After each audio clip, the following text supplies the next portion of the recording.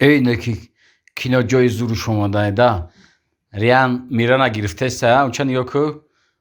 تویشونه ای کینا جای قیزیقش اومده دا ای تویشونه بیه سنا جان بچم ها میگم ساعت 12 شد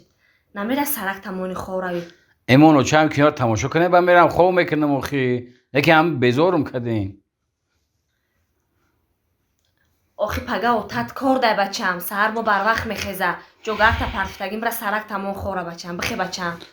ای نکی اوچه همی باور که همی اوتام دخد سراسیمه ای من هم کنار تماشا کنم میرم اخی نیا که اخی هم کنار نیا جای قیزیقش اومده گه ریان میره نگیرته نگو توی نگو آخی که دو تماشاوی نداره بچم اوتت کار میره و سهر ای ما خواهی تماشا کنم میرم اخی نیا که ای اوچه یه سوال دوتم همی برای چی همی دخترها در تویشون لباس سفید میپوشن؟ برای چی لباس سفید میپوشن؟ ها بچم این فتح سفید هر دختر فتح سفید پوشیدن آرزو و هوس داره این فتح سفید در دختر خوشبختی میاره برای همه که دخترکا در روز خوشبختیشون در روز تویشون فتح سفید میپوشن من نفهمیدم برای چی بچه ها در روزی تویشان کاستوم سیاه میپوشیدن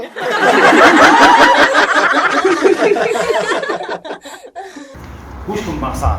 شاه نیست مقصد که تو باید پیشی رئیس بود رو تو جای کارو ساعت فویزه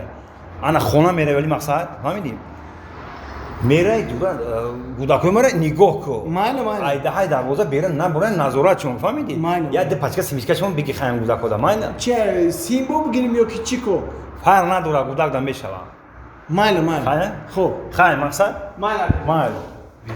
در اینجا نه یک موقع فایده کارخونه می ها آور بینا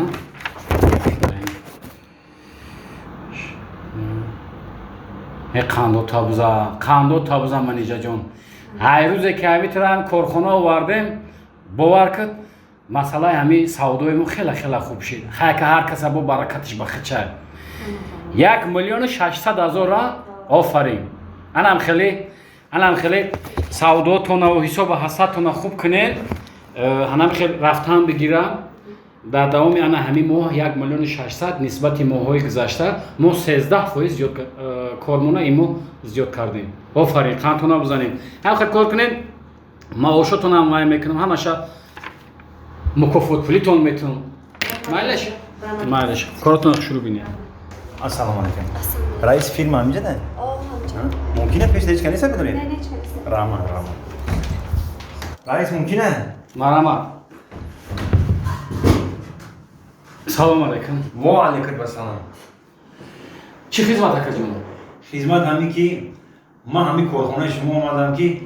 شما خدیگ همکاری کنم من کار اگر قبول کنیم بسیار کار خوب میشه همین کارخانه‌تون دا کار کنم کارگر کارگر مثلا ایداس شما چیکار میکنم ایداسی من همین سیستمی که من کار باید بکنم همین کارخانه شما دا بسیار موافق میوید رئیس ما سیستمم همین سوداگرم اساس باز завсёдои калон да кор кардагим дар хуҷанд дар ленинград ҳаминҷода кор кардагим мехоҳам ки ман кади шумо ҳамкорӣ кунам خیلی بسیار خوب анами мода акаҷон как раз анами коргари завсклад дар кор кардагӣ мефаҳмӣ охия албатта мефаҳмам раиҷон нафаҳмам пеш шумо меом хай агар ки бифаҳмӣ гӯш кун хай ман ози шумора масъалаи корро мефаҳмонам ки кор чӣ хелае масалан мақсад чӣ хелае мешавад созае назае шикли худо созае хай корхонаи мо бояд ҳамин коригар савдора хуб бидонад донандаи савдо бошад масалан низоми корра бидонад тартиби корра бидонад саҳар пагоҳ омадана бидонад мақсад чӣ хелае созае назае гуфтам кун ҳамин ба тозагӣ якум дараҷа бояд дар тозагӣ риоя кунад ҳамиде ҳар саҳар соати 8 масалан мақсад чӣ хелае созае назае ам хеле созае соати 8 омадан дар кор масъалаи савдо ҳамин хеле агар ки мо соати 8 наёем ё ки ба пагоҳӣ накушоем ҳамун корхонара мақсад чӣ хелае раис мақсад анами хелае мақсад нам кадим буд мақсад ҷои кор дорам ман ҷои кор надорам раис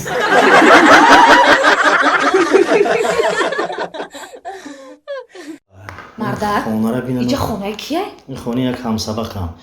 دم تنه برور اینجا یک همسبق همراه خونده بودیم یه وقتی این خونهش نزدی بزرگ بوده اینجا که تلفن رو بیشتر اون مردک تلفنی ما یکون؟ این دو روز باز ما از آنی توی گذه گشتیم من کیم کتی دو گوار باسم من حیران باشم خوش اومدی رئیس سلام بابا علیکم خوش اومدی خوش اومدی هرچی همین رئیس هم خونی ما می اومدیم خیر اکو یک نصیب خیر الهی آمین خیر آمین شما خیر فیض و برکات شکر آقا ما همین بازار به خاطر ینگتون آمدیم ای شنو شبتون ینگت کن اینا شما هم شناسید یعنی سلامت باشه خیلی زن اگه خیلی چوی دم که خیلی اگه کارو چاو خیلی هیچ تشویش نکشید ما یک شما خبر گیریم گفتیم اومدیم اینجا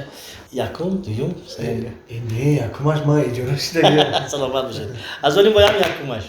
ای باور کن رئیس جان همه شما که هستین کو همین دلی ما پره که باور کن همون وقتای دانشگاه من از همین روی بردار میکردم مثال را الله خونی سین بود من یگان درس من نمی اومدم ده همین یک می اومدم روی بردار میکردم از بالا اینو میخیر میدادم من خیر امروز هم نه من خانه های اجاره با خدا رسوند دستی خانزان بینی بعد نه چی پرسم رئیس جان لبای نه چی پرسم ما کمتر وقتمون نیست و ینگه را گفت تشویش نکشم ما میخریزیم نه چوی میبره ینگه داری چوی میبره چوی کبود گفته نه چوی اوه چوی کبود نه ینگه جان شما تشویش دادیم به خدا سلامت باشید یا چی پرسم رئیس جان منش اگر همین شما دو گاو داشته باشین چیکار میکنین سوال بین اکل خیر که راستی گپ بی یگان خیر فکر بی یگان خیر وای همین دو گاوم باشه همین یک تا شخ خودت ای رحمان من هم همیشه آدمی چیده من با روی خاطر دارم ده من هر دم همسبقی یک قص پرته بشتی مردم ای به خدا من از خاطرم جمله میکنم از خاطر ای رحمت قند سفید ندارید هر این ها ندارم خیلی نه لازم نیست من شوخی کردم این خیلی ولی اینجوری نه شوخی کرده باشین قندی نموتو بیار خب اگر ماشین داشته تشویش باشین ینگه شنید ینگه گذاری شین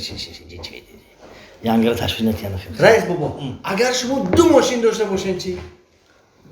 دو ماشین داشته باشم یک تاش از آن خدا دکجم متاسفانه من انده 4 تا ای رحمان دیدی از ما گفتم که اما ای من جانم میتیم ای من همین زنک به چی گفتم امروز بازار بودم چی گفتم من گفتم بازار تو گذاره همه بازار تماشا کرده شب خانه رفیقی من با میرم من ای سلام رئیس بابا لبه اگر دو خانه داشته باشین چی گفتم کو یک تاش از آن تو دیدی از من دوستی را زیری پا نمیکنم برادر امروز بکو خیلی 6 تا خانه اتش شهرستان اتش رومید اتش این دروازه و چی برای همین من گفتم که دورترک یعنی ای شهر دو تا باشد یک شهر خدا تا من دیدستم مسئله دیدستم شرایط دیدستم هم تو نمیزنم چون ماشین بموندی اگر ده تلفن داشته باشد چی گفتن گپ زدن ینگت میگه که اگر دو تلفن داشته باشن چی ینگه بفهمم که چیزی بودگی را گپ نمیزدگی ده همون چون گیر میخیزیم